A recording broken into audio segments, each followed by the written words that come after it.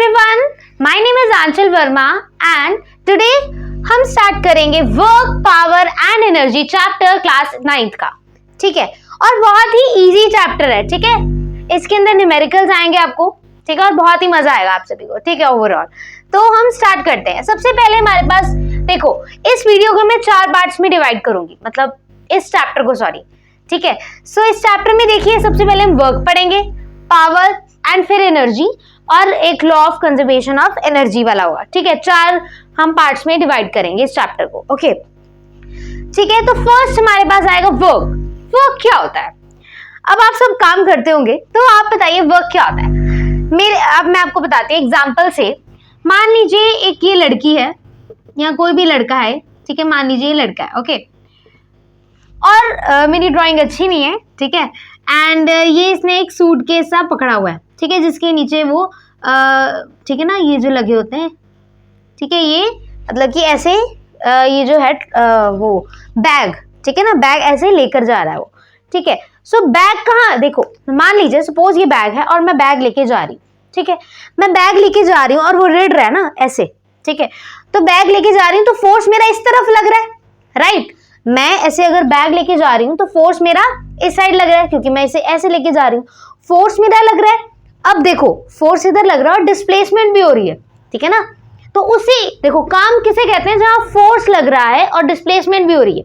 ठीक है ना, पहले मैं यहाँ थी, फिर मैं यहाँ पहुंच जाऊंगी, राइट, इस जगह पे, समझ रहे हो। तो यहाँ पे इस जगह पे फोर्स लग रहा है, तो उसी चीज को हम वर्क कहते हैं। Work is defined as a product, product मतलब multiply of force and displacement. Okay, ठीक है, उसे हम क्या कहते हैं, वर्क कहते हैं। वर्क का फॉर्मूला क्या होता है, फोर्स इनटू डिस्प्लेसमेंट। एफ होता है फोर्स एंड एस होता है डिस्प्लेसमेंट। डिस्प्लेसमेंट को हम एस से डिनोट करते हैं। आ रही है समझ? मैंने क्या समझाया वर्क में? वर्क में ये बताया है कि मान लीजिए एक सूटकेस लेके, ठीक है ना, एक बैग सा लेके एक कोई भी इंसान जा रहा है। ठीक है, और उसे ऐसे मतलब फोर्स लगा रहा है इस तरफ। ठीक है, अगर मैं ऐसे लेके जा रही हूँ तो फोर्स मेरा इस साइड लग रहा है ना, तो फोर्स भी इस तरफ लग रहा है, डिस्प्लेसमेंट भी हो रही है। उस चीज को हम वर्क कहते हैं। Work is defined as the product of force and displacement is called work. ठीक है, वर्क का फॉर्मूला आपको याद होना चाहिए। इसके ऊपर हम न्यूमेरिकल्स भी करेंगे, न्यूमेरिकल्स भी पूछे जाते हैं। ठीक है, work is equals to force into displacement. I hope तो समझ आ गई है। अब इसकी यूनिट्स क्या होंगी, देखिए। फोर्स की यूनिट होती है न्यूटन, बिल्कुल सही। फोर्स की यूनिट क्या होती है, न्यूटन होती है। एंड डिस्प्लेसमेंट होता क्या है, डिस्टेंस ये एक हिसाब का, राइट, उसे मीटर्स में लिखते हैं, तो उसकी यूनिट क्या होगी, मीटर। तो न्यूटन मीटर इसकी यूनिट होगी। Is it okay? सो इसे आप चाहे न्यूटन मीटर इसकी यूनिट लिखिए, चाहे जूल लिखिए, चाहे आप जे भी लिख सकते हो, कैपिटल जे। क्या ये चीज क्लियर है आप सभी को?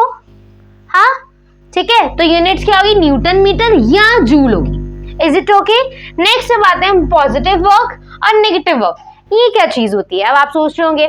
देखिए, अब ये सूटकेस लेके इस तरफ जा रहा है। ठीक है, तो इसका फोर्स इस तरफ लग रहा है, डिस्प्लेसमेंट भी हो रही है, मतलब दोनों सेम डायरेक्शन में है। जब फोर्स और डिस्प्लेसमेंट सेम डायरेक्शन में हो, उस चीज को हम पॉजिटिव वर्क डन कहते हैं। यहां देखिए, when force and displacement are in same direction. Okay, जब फोर्स और डिस्प्लेसमेंट एक ही डायरेक्शन में हो, उस चीज को हम क्या कहते हैं, उसे हम पॉजिटिव वर्क डन कहते हैं। अब ये नेगेटिव वर्क डन क्या होता है, जस्ट उसका opposite. When force and displacement are in opposite direction.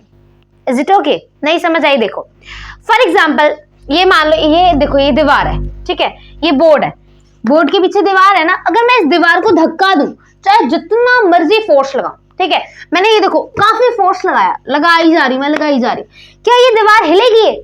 आप बताइए, ये दीवार हिलेगी? नहीं हिलेगी।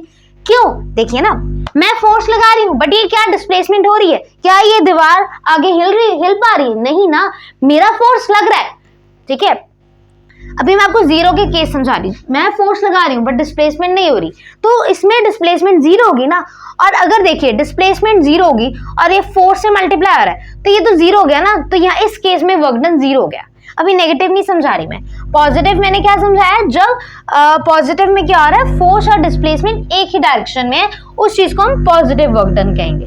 ठीक है, और जीरो कब होगा, जब इन दोनों में से एक चीज जीरो होगी। अगर फोर्स जीरो होगा तो जीरो से कुछ भी मल्टीप्लाई करो, आंसर तो जीरो ही आएगा, है ना, तो वर्क डन तो जीरो ही होने वाला है। ओके, तो उसी तरह मैं आपको समझा रही थी, मैं अगर दीवार को धक्का लगाऊं, ठीक है ना, अगर मैं इसको फोर्स लगा रही हूँ, बहुत ज्यादा फोर्स लगा रही हूँ, बट डिस्प्लेसमेंट तो हो ही नहीं रही है, ठीक है ना, तो डिस्प्लेसमेंट क्या हो रही है यहाँ पे, इस केस में जीरो हो रही है, इस तरह वर्क डन जीरो हो गया।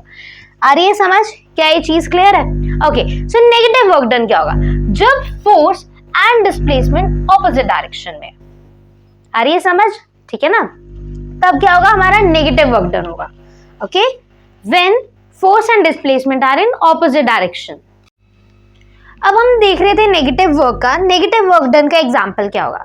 सपोज एक कार चल रही है, ठीक है, रोड पे एक कार चल रही है मान लीजिए, ठीक है, एंड उसके ऊपर देखो, अब कार चल रही है, फोर्स फ्रिक्शनल लगेगा ना, फ्रिक्शनल फोर्स लगा रही है, ठीक है, फोर्स क्या होगा, इस साइड होगा, ठीक है, ये अगर कार चल रही है, ये देखो अगर ये कार है तो फ्रिक्शनल फोर्स इधर लगेगा और डिस्प्लेसमेंट इधर हो रही है, डिस्प्लेसमेंट को हम ऐसे डिनोट करते हैं ना, ठीक है, तो क्या हो रहा है, फोर्स इस साइड लग रहा है एंड डिस्प्लेसमेंट इस साइड हो रही है। इसका क्या मतलब है, इसका मतलब है देखो ना, जब ऑपोजिट डायरेक्शन में हो दोनों, उसी चीज को तो हम नेगेटिव वर्क कहते हैं ना, तो ये चीज क्या होगी, नेगेटिव वर्क होगी। क्या ये चीज क्लियर होगी, work done force into displacement हो गया। यूनिट्स न्यूटन मीटर या जूल या कैपिटल जे, दैट्स इट।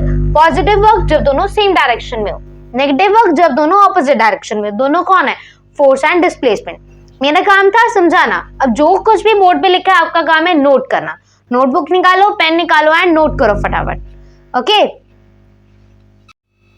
अब हम एक न्यूमेरिकल करेंगे किस फॉर्मूले के ऊपर, work is equals to force into displacement के ऊपर, ठीक है। ये जो भी मैंने आपको समझाया, वर्क क्या होता है, वर्क होता है फोर्स इनटू डिस्प्लेसमेंट। ओके, इसी के बेस हम एक न्यूमेरिकल करेंगे, आपके एनसीईआरटी का ही एग्जांपल है, ठीक है। तो पढ़ते हैं, a porter lifts a luggage of 15 kg। Okay, KG मतलब मास, हमें मास कितना दिया हुआ है, 15 दिया हुआ है। क्या ये चीज क्लियर होगी? Okay, from the ground and put it on his head 1.5 metre. तो डिस्प्लेसमेंट कितनी हुई, 1.5 मीटर हुई। Okay, calculate the work done by him on the luggage. So अब हमें क्या निकालना है, वर्क डन निकालना है। ओके, तो अभी हमने देखा वर्क डन का फॉर्मूला क्या होता है, वर्क डन का फॉर्मूला होता है फोर्स इनटू डिस्प्लेसमेंट। ओके, सो हमें वर्क डन निकालना है, हमें डिस्प्लेसमेंट दी है, ओके, बट हमें फोर्स तो दिया ही नहीं, हमें फोर्स तो इधर दिया ही नहीं। हाँ, वर्क डन निकालना है, बिल्कुल क्वेश्चन में हमें वर्क डन निकालने को कहा है, डिस्प्लेसमेंट हमें दी है, तो फोर्स कैसे निकलेगा। तो हमारे पास फोर्स का एक फॉर्मूला होता है, मास इनटू एक्सलरेशन। फोर्स का फॉर्मूला होता है मास इनटू एक्सलरेशन। ओके, तो हम ये इधर पुट कर सकते हैं, तो इधर मैंने पुट किया एम ए मतलब मास इनटू एक्सलरेशन, तो वर्क डन क्या हो जाएगा, देखिए mass into acceleration into displacement. क्या ये चीज क्लियर हुई आप सभी को, तो बताइए। ओके, सो मास, हमें मास कितना दिया यहाँ पे, 15 kg दिए, बिल्कुल लिख दूंगी मैं इधर। अब हमें acceleration, acceleration due to gravity, तो हम उसे जी से लिखते हैं। ओके, सो ये कितनी है, 9.8 लेते हैं, बट अप्रोक्सीमेटली 10 ले सकते हैं। ओके, सो मैंने इधर 10 ले ली। डिस्प्लेसमेंट कितनी दी है यहाँ पे, 1.5 metre. Okay, so work done क्या आ गया, इसको जब आप सॉल्व करेंगे हमारा आंसर आएगा 225 जूल। क्या ये चीज क्लियर है आप सभी को? ठीक है, तो इसे नोट कीजिए।